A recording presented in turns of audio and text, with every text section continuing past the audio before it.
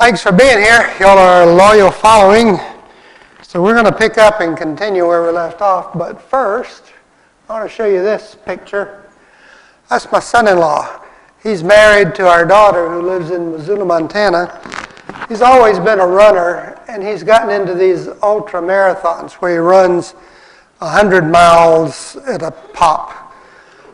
And he just yesterday finished a race that was 240 miles long. And he came in 11th or 12th out of 200 and something runners. So I'm proud of him, and I'm showing him off to you. Yeah, Bill. Someone here asked, when did he start? Started on Friday morning. And they make arrangements for them to sleep some along the way, but all the time counts, so you don't want to sleep too long. I think he just went straight through. I don't think he slept at all. Came in yesterday afternoon. The person who won the race is a lady named Courtney Dahlwater, a woman, and she was over a mile in front of everybody else. Wow. Unbelievable. So there's always something beyond what we do that we can achieve or work on. But anyway. All right, let's get back to Latin America. That didn't have anything to do with the class, but I was just proud of them. All right, where I left you last time was talking about fragmentation. At the end of the Wars of Independence, this would be the early 1800s, Spanish America broke apart. And there were ideas or plans to hold some of these areas together, but right away you have Peru and Bolivia breaking away from each other, splitting apart. They didn't like the Spanish, but they didn't like each other either. So, and then the area of New Granada became Gran Colombia, and then he quickly broke into 3 different countries: Venezuela, Ecuador, and Colombia. Central American Confederation split up. Argentina and Chile were never really unified, but the thing that's interesting is Brazil remained intact, and that's what we're going to talk about today. Why did Spanish America break apart? Mentioned several reasons. Physical barriers, the Andes. It was difficult to get from one place to another. Population centers were dispersed. They had more regional pride in their own area than interest in joining other regions. Indigenous influence. I mentioned all of these last time. They were focused on trade with Europe. The lack of economic complementarity. They didn't have things to trade with each other. They were all producing the same kinds of things, basically agricultural products or minerals for export. Distance to the world markets became a problem. All right, so what we're going to talk about today is what was happening in the East. And that's where the Portuguese were involved. And that, of course, is what turned into the country of Brazil. So how did all that come about? I was telling you, I guess, last period about events that led to Columbus' arrival in the New World, and a lot of the causal factors occurred in Portugal. And I mentioned Dawsey, Henry the Navigator. He was not the king, but he was a powerful figure in the court of the Portuguese king, and he was very interested in developing routes to the Far East, and wanted to develop trade routes to bypass some of the overland problems that were being experienced in the areas of the Middle East along the old Silk Road. And he established a school at Sagres, and you can go there today, and there's a lot of information, a lot of things that you can see. But at Sagres, he brought the best map makers, shipbuilders, navigators. Anybody who knew anything about sailing was contracted to come and teach at Sagres. So this became the center of navigation, learning, and exploration. Portuguese wanted to go around Africa. Now here's a later map of Africa, but at that time they had no idea how big Africa was. They were hoping or thought it might be a fairly small area and they could easily circumnavigate the southern part of Africa and move on to the Far East. Well, it took them decades, many decades, to finally achieve that. And eventually Bartolomeo Diaz and then Vasco da Gama made it all the way to the Indies. And notice that that was in 1498. So that was actually after Columbus had sailed to the west. And so finally the Portuguese achieved what they had been hoping for. They established outposts in Africa, went on further to the east. For a long time, Goa was an area in India that remained a Portuguese colony. And so they had achieved what they wanted. They had no interest in doing much in this part of the world. They were going that way. In 1494, though, it became evident that there might be conflict between these two Iberian countries, Spain and Portugal, because they were both exploring the world. Columbus had found new areas in the west, and so they decided that rather than go to war, maybe we need to divide the world up and decide what belongs to who. And so they did that with under the auspices of the Pope at the time, and they drew a line on a map, and it's called the Tordesillas line. The Treaty of Tordesillas established this. There are actually two treaties, one that was an earlier one, and then the final definitive one, 1494. So this line, basically, the two countries agreed that everything to the west of this line would be Spanish, everything to the east would be Portuguese.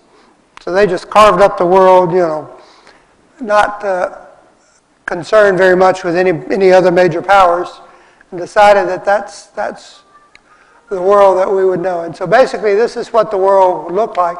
It's a little bit out of place here. It should be further to the east. But this was all the Portuguese realm. Half the globe then was Portuguese, the other half was Spanish. And so they set about exploring their particular areas. And the Portuguese, primarily interested in the Far East, developed trading not only with India but also some of the islands further to the east. But in 1500, they sent an expedition, a big expedition of ships. And the official story was that they were going to the Far East, but a storm came up and they lost their way and ended up on the coast of Brazil. Now, more recent research is pretty certain that this was all by design, that the King of Portugal really had intentions to come over here and establish claim to the area that, according to the Tordesillas Treaty, belonged to them, if there were any land here. They didn't know if the continents or the land extended this far, but he certainly wanted to lay claim to it. And so Pedro Álvares Cabral was given credit for discovering Brazil in 1500. They planted a flag, said mass, and immediately packed up their ships and went off to the Far East. That's all they did. Eventually, it was referred to as the Terra de Santa Cruz, also called Terra de Veracruz. Eventually, though, as trade began to occur between Portugal and this area, the primary commodity was the wood from this tree, and it was called pau-brasil. And brasa is the Portuguese word for a hot coal or ember. And so that's where the word Brazil comes from. This was a very red wood. It looked like an ember in a fire, and it was used as dye to color things. And so the word Brazil comes from this brasa or pau-brasil that was the initial item of trade here within this area. Well, after a while, here's the Tordesillas line. The Portuguese established what they call captaincies. And these were areas, political areas, divided their territory over here, and simply drew lines straight back to the Tordesillas line and gave them names, and you can see the names off to the left here. Two of them prospered. One was the one up here, Pernambuco, this one right here, and the other one was São Vicente. So they established colonies in both of these areas and began to interact with these areas. For the most part, the other areas were left behind. Each one of these captaincies was given to somebody within the court, somebody of favor, part of the elite in the Portuguese court. But the Portuguese remained fairly uninterested in Brazil. About the only thing going in this area was the planting of sugarcane up here in the northeast. Sugarcane was a grass that was highly in demand in Europe. You can imagine a world without sugar, and all of a sudden cheap sugar becoming available, and so it brought a good price. And they began to grow sugarcane up in the northeastern part of Brazil. They also battled against the French within this southern area, and eventually the French were expelled. So these are the two areas that prospered among the early to mid 1500s in Brazil. But unlike Spanish America, the crown sent over expeditions. You had the conquistadores. There was this infatuation with gold, wanting to find the source of gold, and eventually discover of silver. Not so in Brazil. Very little activity or interest in Brazil by the Portuguese. So they grew sugarcane, primitive environment, and one of the most important consequences of this was that in order to work in the sugarcane fields, they introduced slavery into Brazil. The indigenous population in Brazil was not really well suited for the difficult labor that was required either in the mills or in the fields growing sugarcane. Indigenous populations in Spanish America were suited, had in various ways were useful to the Spanish. And so with the encomienda system, and in some cases outright slavery, the Spanish used the indigenous populations to work in their mines. But in Brazil, when this was tried, the local indigenous population simply perished. They could not tolerate that level of work. And so at that point, having had contact on the coast of Africa, the Portuguese brought slaves from Africa, people from Africa introduced into Brazil. And here you see a map showing the flow of the people imported from Africa throughout the period of the slave trade. And the width of the arrow indicates the volume, indicates the number of people. And so we are aware, of course, of the introduction of the Africans into the United States area, North America, to work in the cotton fields. But notice how relative to the movement into other parts of Latin America, this is a very small, limited number, a small percentage of the total. Large numbers into Brazil, and of course the biggest flow was into the Caribbean area, where also they were involved in sugarcane and some other crops. Estimates vary with regards to how many people were actually removed from Africa.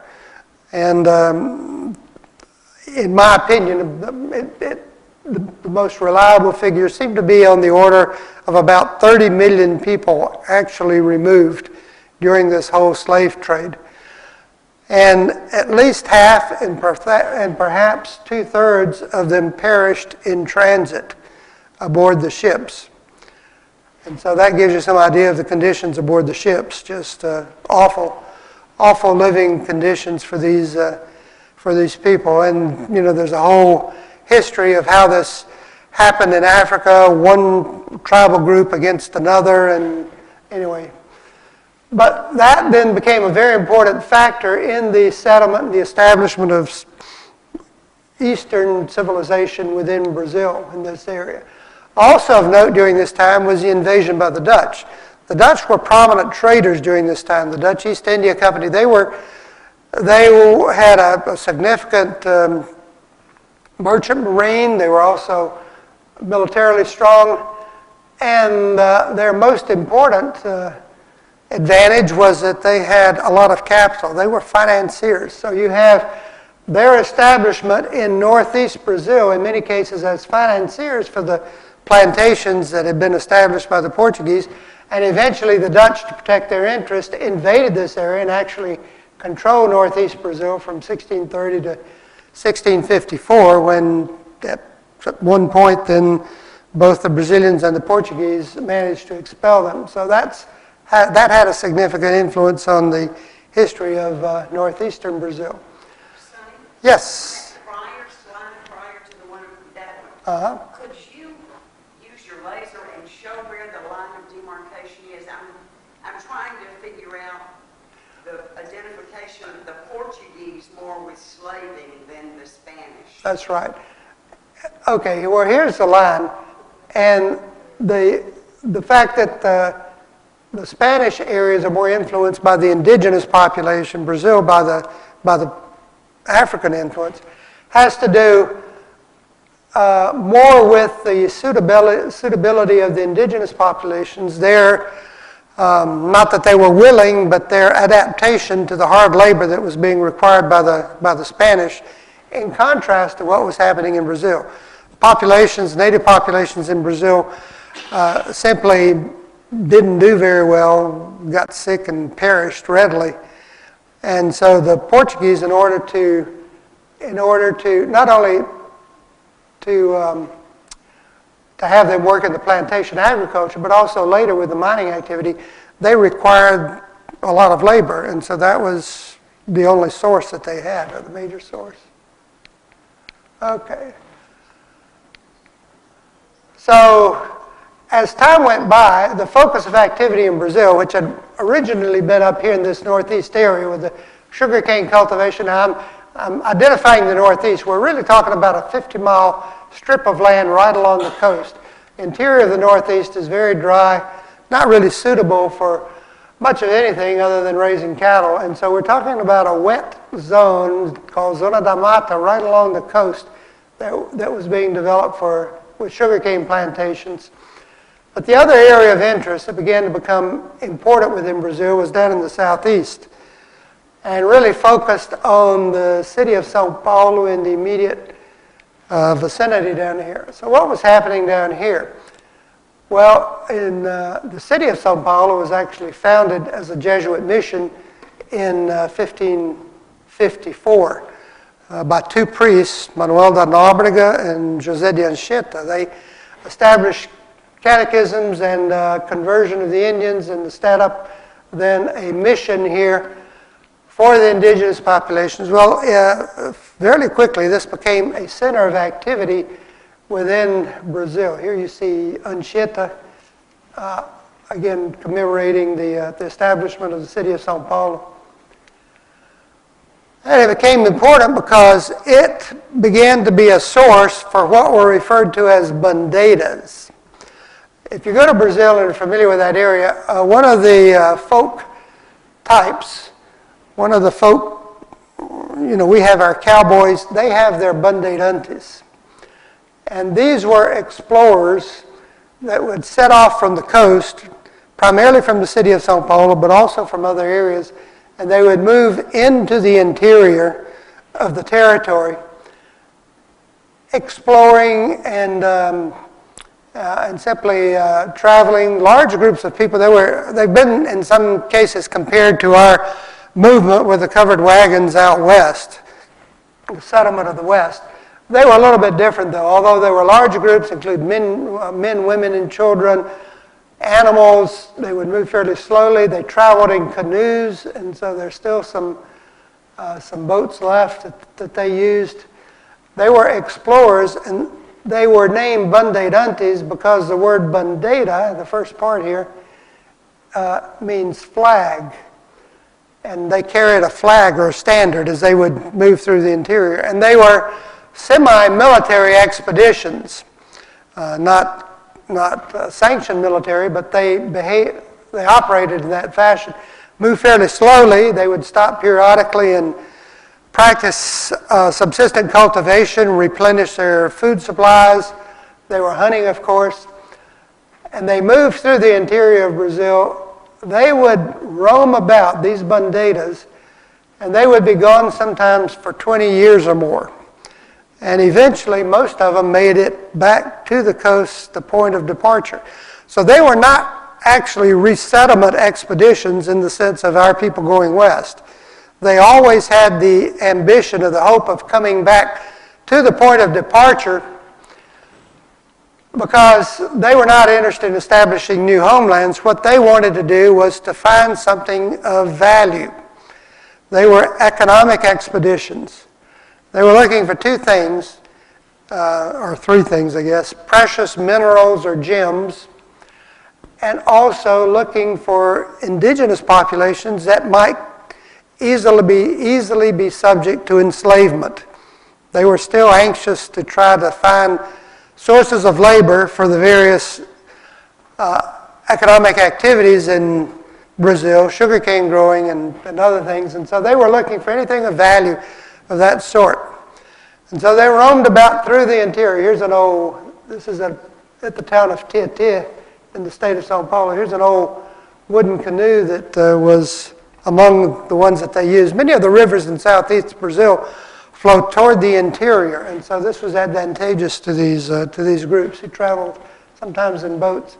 Here's some of the more famous expeditions, and you can see the name of the leader: Raposa Tavares, Bartolomeu Bueno da Silva. So they roamed about throughout the interior of Brazil. Eventually, they found gold. I told you they were looking for gold in Indians. They found gold in the interior highlands. They found indigenous populations down in this region that suited their purposes. The Jesuits had come into what is today Paraguay, northern Argentina, and they had brought, quote, civilization to the Guarani populations of those areas. These were subsistent farmers. They established these missions, taught them the Christian faith, taught them how to read and write, taught them how to live in sedentary communities. And so they were accustomed to doing the kinds of things that the Portuguese wanted them to do. And so they were enslaved in the hundreds of thousands and taken back to the coast and sold in slavery. You can still find remnants of the old missions in these areas of South America. Here's one in Argentina, part of the old mission. Here's another one. This one might be in Paraguay. I don't recall. So anyway, so they had these Bandeirantes came in and raided, attacked, and destroyed the missions here within this area of South America. They found gold in the interior of Minas Gerais. We're going west of the coast here within this interior region. And they found gold, and they found it in large quantities. In particular around the city of Ouro Preto. And today still an important tourist spot in the interior of Brazil. There's a whole history associated with the gold mining within this area. At that time, now we're talking about 17 up to the end of the 18th century, and you can see that the production of gold in Brazil increased dramatically and then dropped off. During this period, Brazil was the leading gold producer in the world, and so the Spanish had looked for gold. They found silver. Brazil did find gold and found it in large quantities. This required, again, more slaves to work in the mines. It involved greater control by the crown.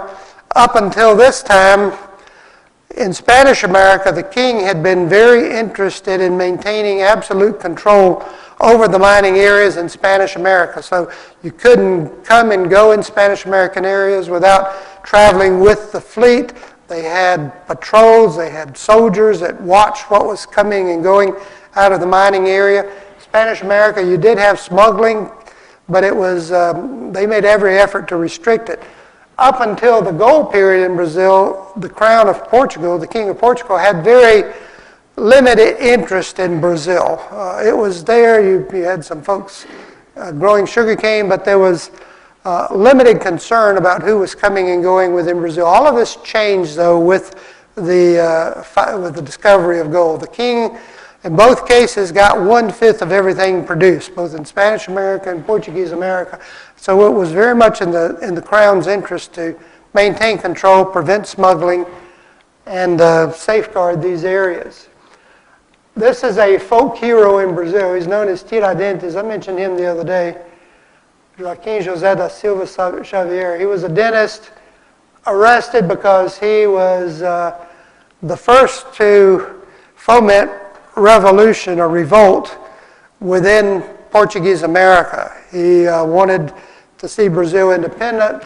In particular, he was in the gold mining area and encouraged the smuggling of gold. And so he was arrested and executed as a result of that. So you still, in April, celebrate Tiradentes Day in Brazil, and everybody gets out of school the day he was killed. The gold, the nearest location for shipment of the gold to Portugal was to go straight down to the coast here. Problem was there were some fairly ferocious indigenous populations within this area, and so they didn't want to deal with those.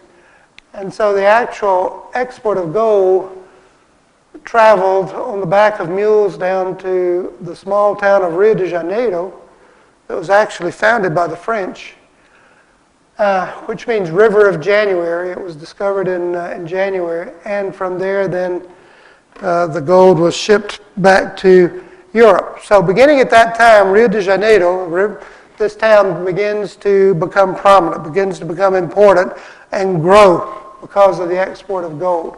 Eventually, the capital of Brazil moves to Rio de Janeiro, and today, of course, famous for its tourist attractions, Olympic Games, crime waves, things of that sort.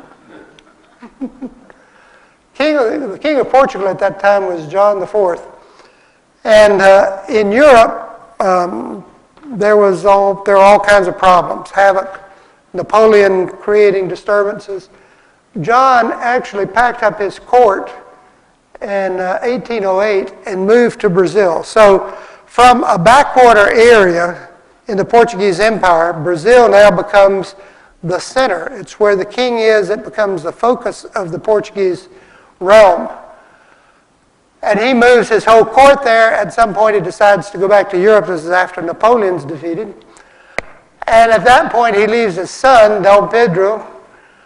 And the son, having grown up in Brazil and influenced by regents and friends, decides in 1822, with a lot of help of course, that he will declare Brazil independent. Brazil was not willing to go back to a colonial status. They had been the center of the Portuguese Empire and now didn't want to be relegated, and so they declare themselves independent. Portugal was not a very powerful nation, had limited military resources. There were a few battles, skirmishes, but the independence movement was successful really without very much bloodshed. And so from 1822 on, Brazil becomes independent. And here's a monument in the Ipiranga, in front of the Ipiranga Museum in Sao Paulo, commemorating those events. Now, the contrast between Portuguese and Spanish America is that Spanish America broke apart into all of these different nations. Portuguese America got bigger, had a more stable government than the Spanish American areas. And so let's talk first about territorial expansion. And of course, the other factor here is that it remained together, did not fragment like Spanish America did. Well, by right, the Tordesillas line defined the area that belonged to Portugal, this area over here. So how did Brazil get to be so big? There, see, this is just a small portion of the total territory. In fact, less than half. Well, there are a couple of things that happened. The Spanish were moving across the Andes from the west, but the mountains were a veritable barrier. It was very difficult to get across. Much easier to get into these areas from the east than from the west. So the Portuguese actually moved much more readily into the heartland of South America than the Spanish did. So you have the effect of the Andes. Another factor, very important, was the effect of the Bandeirantes that I mentioned. back in the 1700s, these areas had been traveled and explored by these Portuguese. And as they traveled through the interior, even though most of the people, and in many cases the children and even grandchildren, were the ones who made it back to the coast, every once in a while somebody would get tired of traveling around and they would just drop out. And they would establish, this isn't one of them, but it just illustrates, they would establish a little homestead in the interior, in the forest interior of South America, and go it alone. They would hunt, they would grow crops, and they would survive on their own out there in the interior. And they would be Portuguese speakers, of course. So later on, when it became time to try to decide who did all of this belong to, of course, the indigenous people didn't count for anything. If you interviewed people out in this area, they were all Portuguese speakers with ancestry related back to people in Brazil rather than the Spanish. And so this was one of the major determinants of who gained control of the population, who gained control of the territory out here in the interior of South America. During this period, we're talking about the late 1800s, the son of the person who established independence now, Dom Pedro II, who was an emperor in Brazil for a long period of time. Here he is in Philadelphia. He had a very stable government. He had astute diplomats, most importantly this guy, Barão do Rio Branco. And they used diplomacy and good connections both with Europe and the United States. Here he is in Philadelphia. They had strong linkages with the United States. And all of the claims, all of the territorial claims, and these are all numbered around here, all of these ultimately were settled in favor of Brazil. Large areas were acquired by Brazil through diplomacy, and in particular because of their good offices within the United States. A lot of times the President of the United States would be the arbiter, sort of the referee, and since they were buddies with Dom Pedro, then Brazil ended up with most of this territory. Meanwhile, you have instability in Spanish America. A lot of stability within Brazil. First the empire during the 1800s, and then periods of alternating authoritarian government and freely elected presidents within Brazil, but relatively stable in Brazil, very few revolutions. In contrast to Spanish America, where you had a lot of instability. You had a lot of disturbance in Spanish America. You had the war with Paraguay. This was a war between Paraguay, and it's sometimes called the War of the Triple Alliance. They went to war with Brazil, Uruguay, and Argentina. They had a dictator who was fairly crazy. His name was Solano Lopez. And he decided that he wanted to be a major power. To be a major power, you need access to the oceans. So he decided he'd just cut himself some territory there and get access to the sea, and eventually lost the war. It was a devastating war, though. The mystery is why the Paraguayan population was willing to fight so vehemently for this guy who was obviously crazy. Paraguay during this time lost something like 80 to 90% of their male population and a very high percentage of the female population as well. Here's a picture of him, a lot of battles on the rivers. Here's another winner. This guy was, quote, president of Bolivia. And let's see. There are a lot of tales, stories about him. At a party, somebody praised, I think it was the Argentine ambassador, praised his mistress. So he brought out a map and donated a substantial portion of Bolivia's territory to Argentina. The Brazilian ambassador did something similar. And this area right here used to belong to Bolivia. And it was given, this area I think, given to Brazil simply because of the willingness of the Brazilian ambassador to praise the mistress. He didn't like the British, so he tarred and feathered the British ambassador, rode him out of town. Well, Britain was the most powerful nation in the world at that time. He didn't last very long. Bolivia is much smaller than it was at that time. This guy was dictator in Venezuela, all kinds of tales about him. He thought he was something of an intellectual, so he decreed that all books in Venezuela would be published by Guzman Blanco.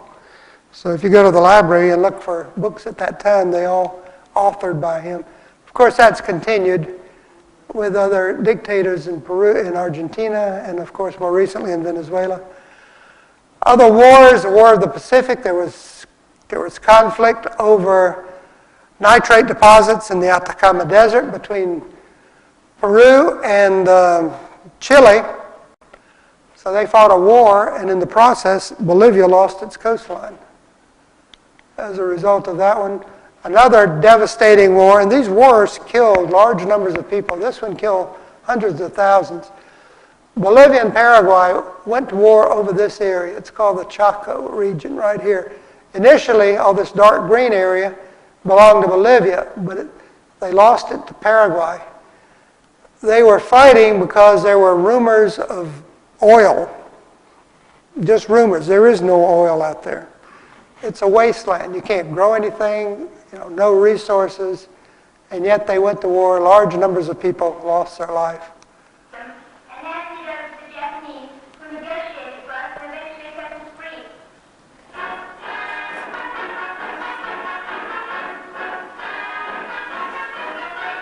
An armistice is at last stopped the desperate war of the Grand Chaco, which the unfortunate combatants called the Green Hell. For 3 years, the little South American republics of Paraguay and Bolivia have fought for possession of this needle-stricken jungle area, about the size of England, which lies in the heart of South America. Paraguay was outnumbered 4 to 1 in manpower, and her troops started the war not only without boots, but almost without arms. Bolivia's difficulty was transport. Her army mainly consisted of Indians from the mountains, unused to the swampy jungle.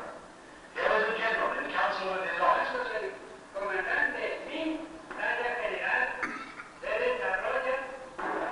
Bolivian army possessed 30 aeroplanes, whereas Paraguay had none.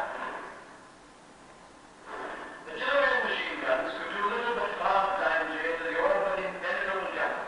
It was mostly a murderous war of ambush and outpost work, with close on 100,000 casualties. There was no doubt that the total troops engaged number much more than that figure.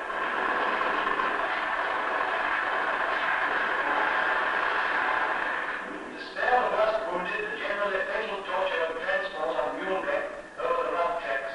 They were sometimes flown to hospital. In the end, Paraguay had the best of it, and the truce for peace negotiations has been arranged in Buenos Aires.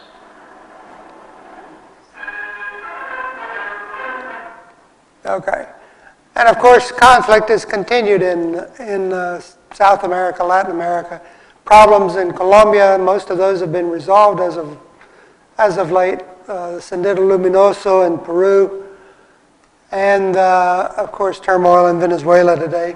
Let's take a quick break, and I want to come back and talk a little bit about sort of contemporary affairs here in this region. So, take 5 minutes, and we'll come back and talk some more about all of this. Okay, here we go. All right, I want to talk a little bit about the U.S. and what was happening up here, and then a little more on current affairs in Latin America.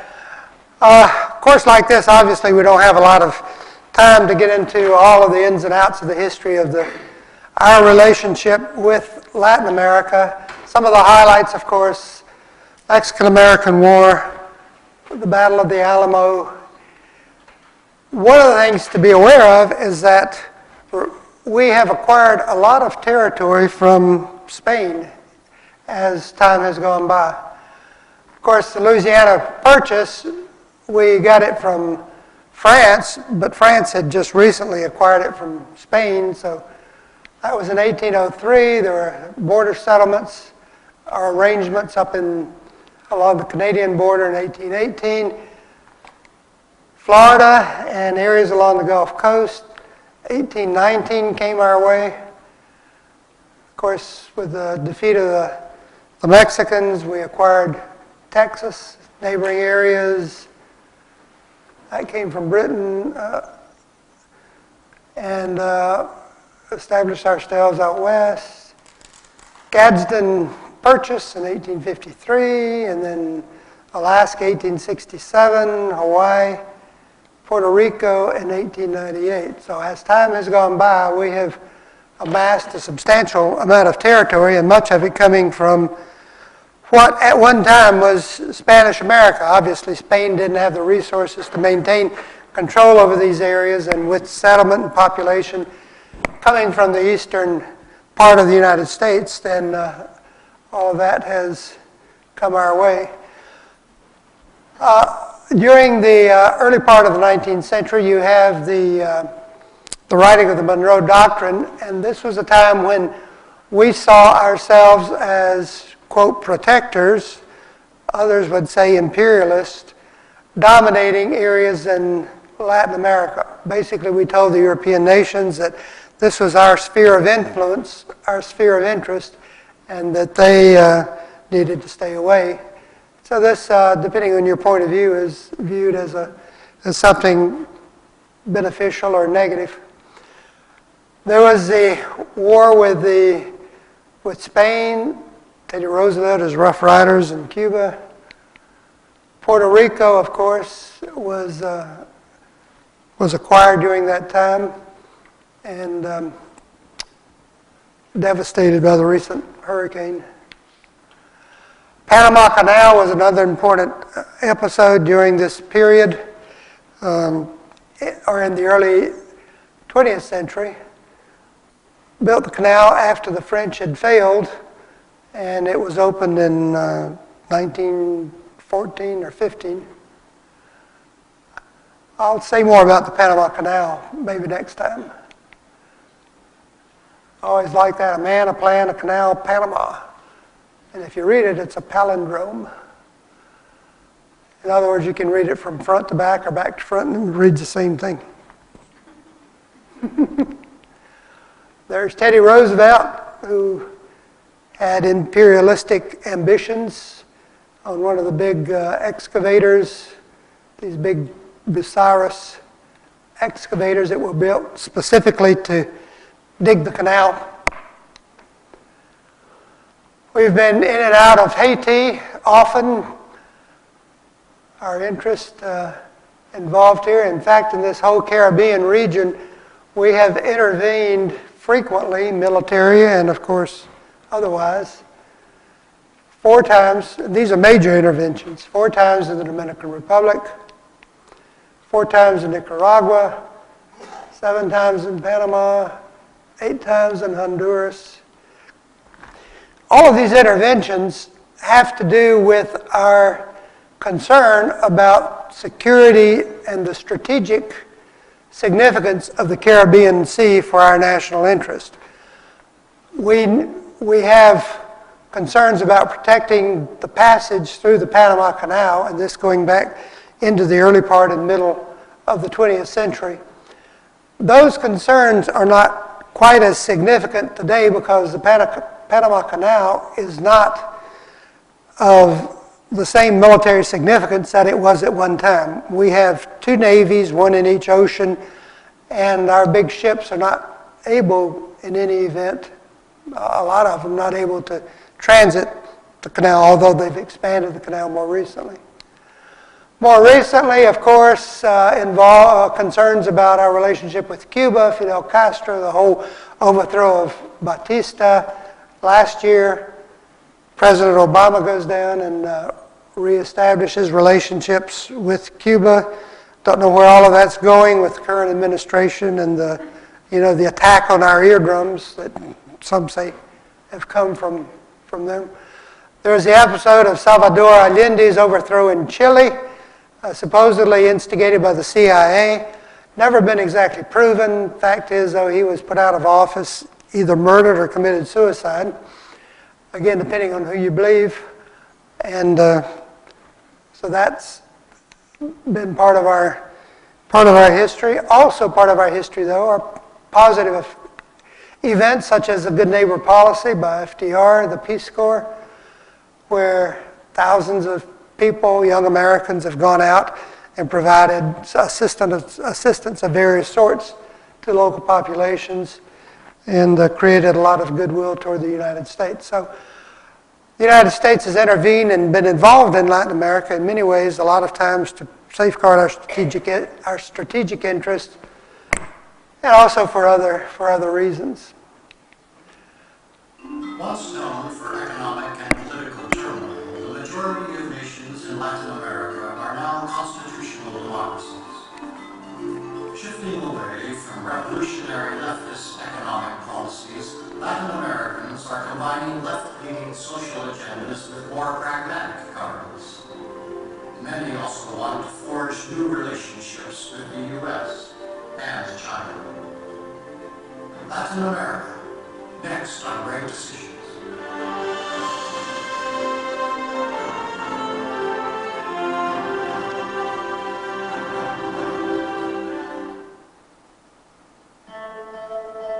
The 1960s in Latin America was an era of political revolutions, the reverberations of which are still felt today.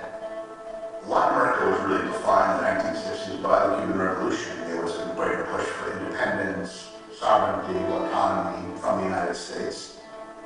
It was a region where some of the battles between capitalism and communism, between democracy and authoritarianism, played out with the greatest drama.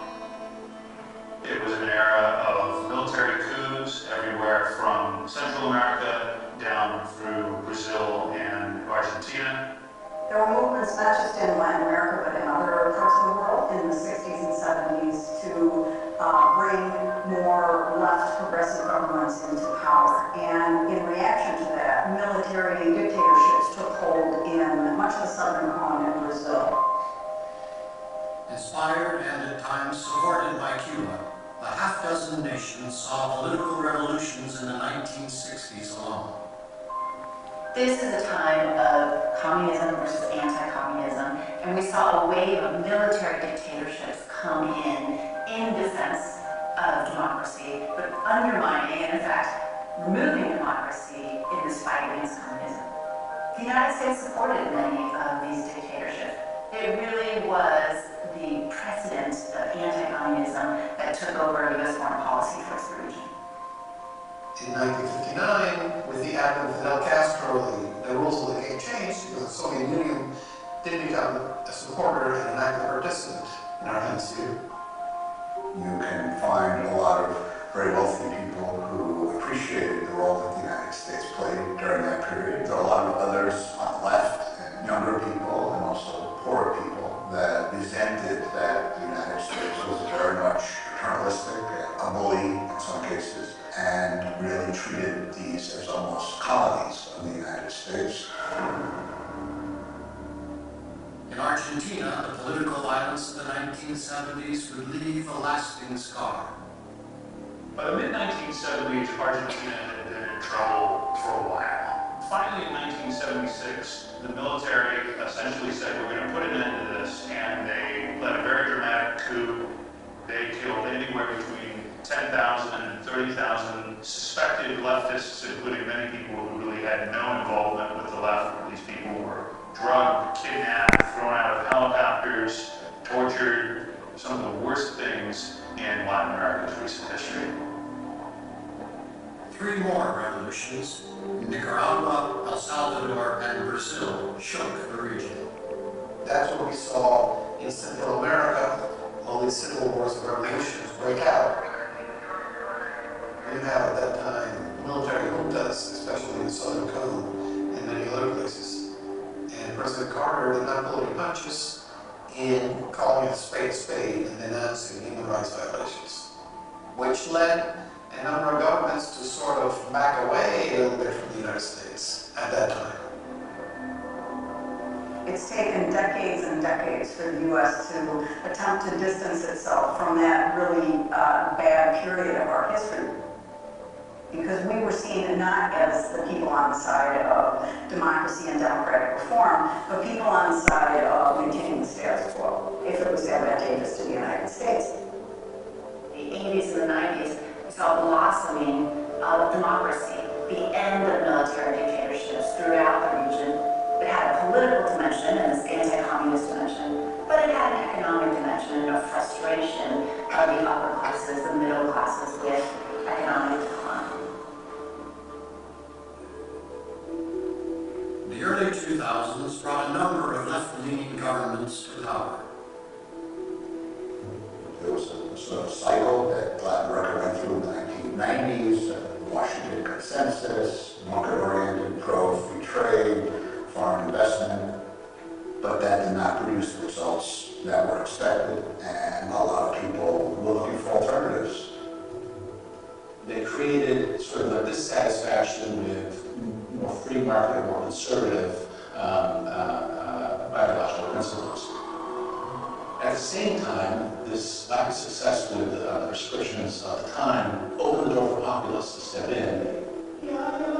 We see in the 2000s a turn against the austerity of the 1990s. So much of the turn to leftism, as many saw, was because of this.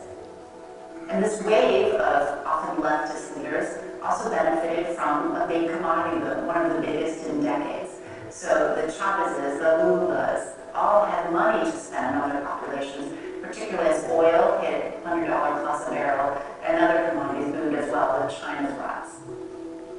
As much as some countries were very much developing democracy, freedom of speech, and market-oriented policies, and a broad approach, others were moving into populism and into policies that somehow were backwards in a way.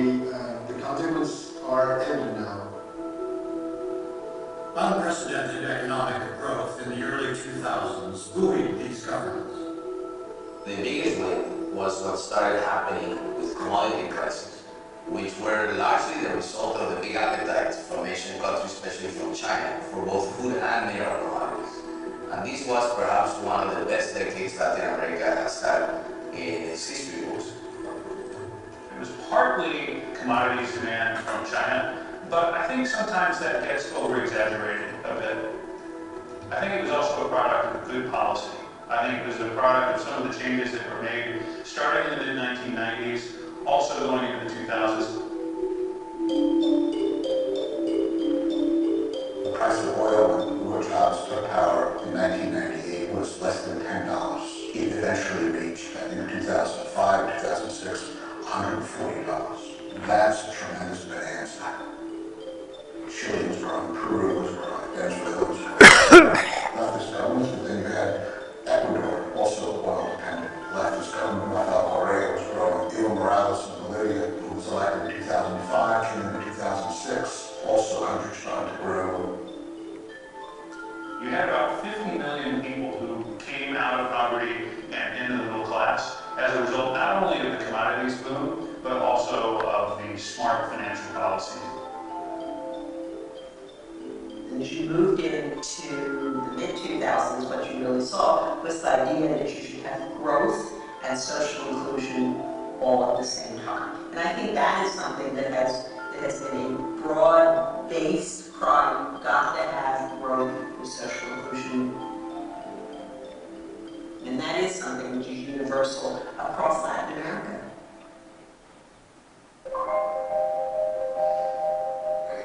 The commodities bubble eventually burst, revealing the fundamental problems. Economic disarray went hand in hand with political upheaval. There's a saying that when the tide goes out, you see who's swimming naked. And I think that was true with a lot of Latin American countries. Brazil, obviously, being the most obvious case. The countries where there was a lot of corruption, the countries where they spent, especially in recent years, chasing off business and investors, those are the ones that are really struggling right now. When the super cycle ended, things got bad and fingers got pointed. All these countries that had been spending, it's kind of like you get a job and you get a raise, and all of a sudden you lose your job, and you've been spending like a rich guy, because you've been earning like a rich guy, and now you're not earning like a rich guy, but you still have all these bills. Politically, a lot of these leaders who had sort of tied their futures to keeping their good times rolling lost their spots. Now as the Chinese economy slows down, Latin American economies are finding that it's not enough to have China buying up their commodities. They have to reform, they have to create markets for exports, they have to create institutions to help adjudicate investment disputes. It's a region that has been subject to the resource curse of a dependency on a few primary commodities that works great when those commodities have a super high price in world markets, and then doesn't work so well when the commodities fall in value, and in the meantime, the countries haven't diversified the economy away from those primary commodities. In Venezuela, the Chavez government began rolling back democratic reforms to combat unrest caused by food shortages and inflation. The economy has been so mismanaged that you can't even get basic necessities in the grocery store. People have to search to get their day's meals. Now this is not a matter of lack of money. It is a direct product of mismanagement. And we have a government, initially the Chavez government, now the Maduro government, that has been singularly inattentive to public need. The Venezuelan government doesn't accept the term humanitarian crisis because that would be used as a justification for intervention. And the Venezuelans are very proud. They do accept at this point that there's massive suffering, not just that there's a political crisis, there's an economic crisis, and a security crisis, but there's massive suffering, and there's a lot of problems. The Chavez-Maduro sequence in Venezuela is a classic case. You start spending a lot of money, the poor feel some benefit of that, the government's very popular for a while, then it runs out of money, and then it's a disaster. Some people now are having trouble accessing food, not just because of scarcity issues, but because the money that they have does not go nearly as far.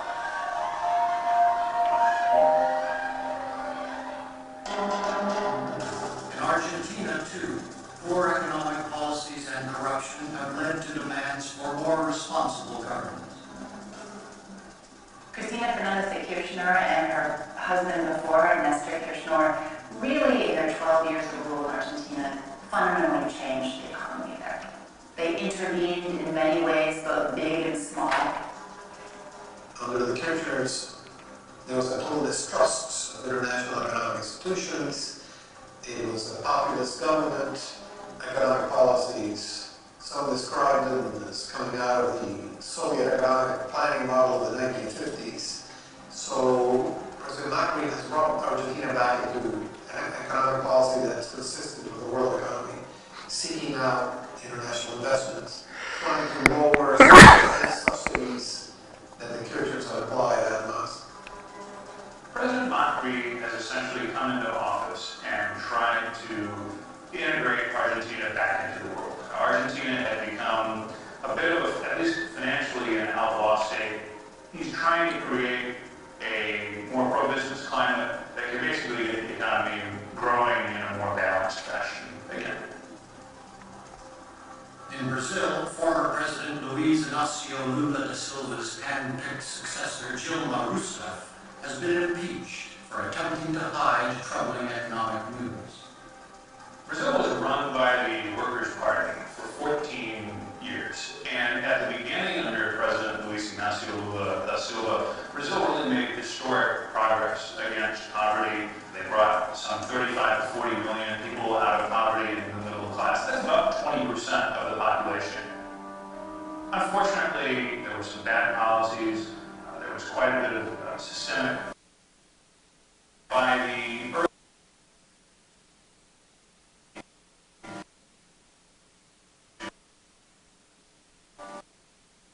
Brazil has had a corrupted political system that now is just imploding in many ways, with the president under impeachment, who her accusers are all terribly corrupt at the same time, in a political system which everybody has had a hand in the kitty, and where it's very hard to find a way out when so many of the institutions of state are as corrupted as they are.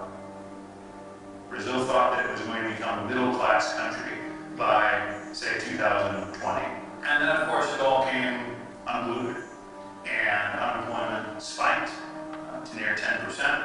Incomes stopped growing, inflation rose, and so people became very upset with the government. People look around and believe that their politicians all across the board have failed them. And of course, this puts Brazil in the lead of a lot of other countries around the world right now. There's a general disenchantment with politicians everywhere you look, in Europe and in the United States, and especially in Brazil, where things are actually much worse than they are in the US or Western Europe. Now you have a president who is much more concerned with business than he is with individual poor people. So you're seeing a giant shift, a diametric shift really in terms of investor sentiment towards Brazil, in terms of people wanting to do business with Brazil, wanting to invest in Brazil. And right now they're trying to make changes within the Constitution, pass a number of bills to cap spending, to redirect the flow of investments in that country. Across the region, a new middle class has grown accustomed to higher wages and more government services, from electricity to clean water. You can be from the worst slum in Rio de Janeiro or the worst slum in Colombia, and you probably have a cell phone and you have access to information. And when people have access to information, and this is right, and they should, then people want more. People demand. They know what a middle class is all about. And so it creates expectations and hope, and countries and people want that delivered. And if you look across the world, that's what people are saying. People are saying we want the government to be responsible. We want better education. We want better opportunity. We want better schools. We want better garbage collection.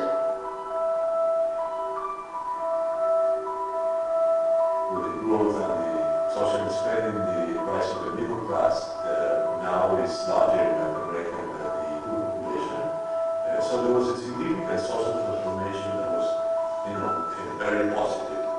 But of course, behind that, there was the problem of how to sustain the high levels of social spending and the higher living standards of the people who have benefited from the war. Whatever happens now and in the future in all of Latin America, governments can't afford to ignore the social agenda.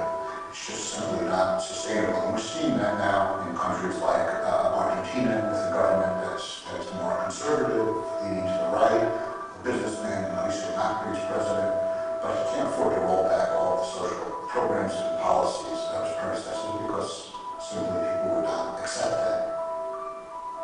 It is the world's most unequal region.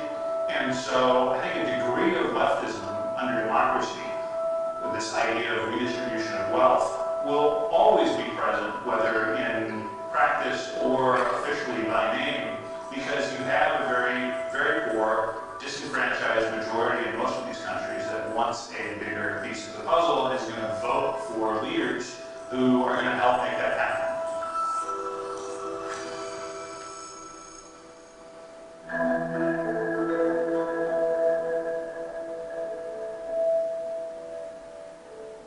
With billions of dollars in loans to the region and a nearly 20-fold increase in trade since 2000, China's relationship with Latin America continues to evolve.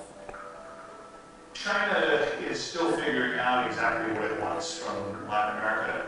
At first, during the early 2000s, when China really started to expand, they saw Latin America as a source of the commodities that they needed, things like soy, iron ore. And then I think towards the late 2000s, China started looking at the region as potential political partners, and you saw some interesting initiatives on investment and trade. The impact varies. I mean, they're in Cuba, for example, which is a small country of 11 million people, but there is more of almost a historic ideological alignment and connection and link. And so in other countries, they buy their commodities. In other countries, they finance. Most of the foreign direct investment has not come from China.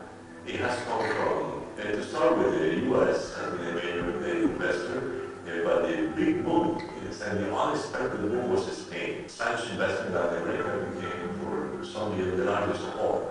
There was also, other Western European countries, Japan. China came late in that game. China has only come as a major investor in the last few years. And, with lots of controversies about the quality of the Chinese investment in Latin America.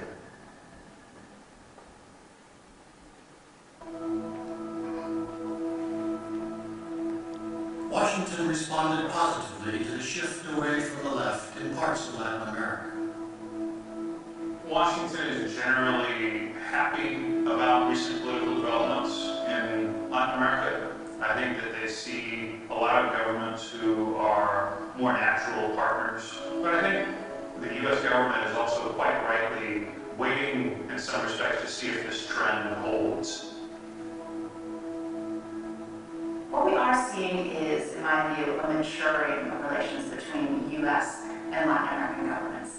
We often agree on things. Most of these governments are in favor of open markets, in favor of free trade, in favor of democracy, but we also are leaving space to disagree. And that's, to me, is a sign of a much more mature partnership rather than what historically we saw as a very asymmetrical relationship between the United States and Latin American countries. But the relationship between the United States and many parts of Latin America remains complicated. Probably the largest source of contention between these various countries is the U.S. role within the world. So as the United States, over the last decade plus, has gotten involved in various wars, in various interventions around the world, this is something that many Latin American countries do not favor. The U.S. has ceased to see itself as hegemonic vis-a-vis Latin America, which was a major mistake of the past. Any good relations between Latin America and the U.S. today will depend heavily on the relation more about among equals than among unequals.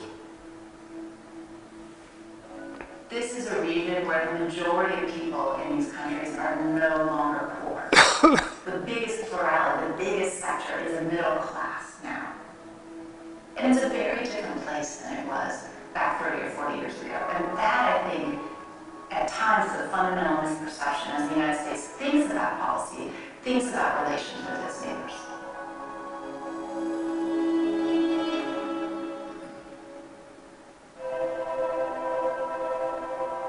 Signs of regional change are apparent in Colombia, where a peace deal ended a decades-old struggle against guerrilla forces. In Cuba, normalizing relations signal a new spirit of cooperation. We have been a country in which violence has been burned, in which confronting these kind of threats to the people have been part of everyday life. And I think not having that anymore is a great opportunity for prosperity, a great opportunity for progress, to integrate and to absorb into political life those organizations, specifically the FARC. The opening up of relations with Cuba has really been a game changer.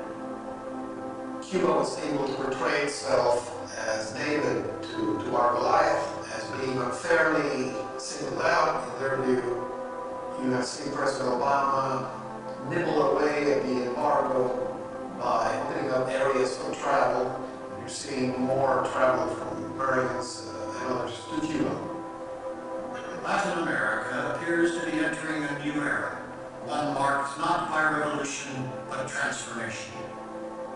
In 1967, the foreign ministers of the region met in Punta del Este, Uruguay, and have wore military uniforms. And where they are today, now you see democratically elected governments everywhere, with some flaws here and there. But democracy has been accepted pretty much hemisphere-wide as a system to follow. Washington has long wanted to maintain what it had achieved in the 1990s, which was a semblance of a common hemispheric political, economic, social agenda. As the region has prospered and as new governments come into power, it's just become much more diverse. And it's been very hard for the United States to adapt to this more diverse region. I'm an optimist for Latin America, but with a lot of fits, starts, reversals, huge bumps on the road, and very few absolutely clear paths to success. Among the corruption scandals and economic crises, there is reason for optimism in Latin America as the people of the region look forward, demanding responsible governance and growth with social inclusion.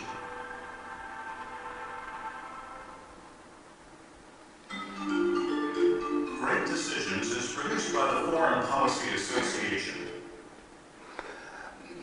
Well, okay, that's a little bit out of date. It came out last year. And, of course, with the new administration, it's no telling what's going to happen.